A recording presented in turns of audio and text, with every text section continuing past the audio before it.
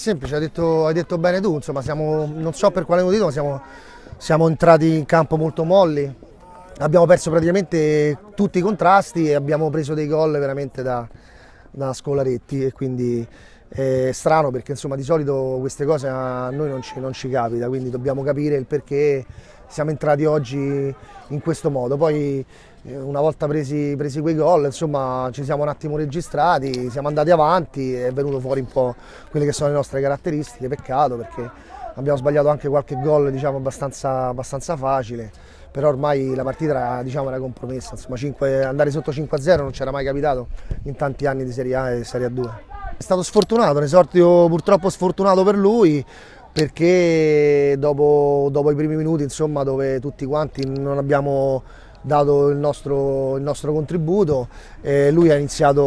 avuto 2 o 3 palle per fare gol, poi su una punizione si è fatto male, quindi non ha potuto più giocare, infatti abbiamo dovuto giocare con un giocatore non di ruolo davanti, quindi siamo stati anche un po' sfortunati e soprattutto è stato sfortunato lui, insomma, che si è fatto male, speriamo che si riprenda presto.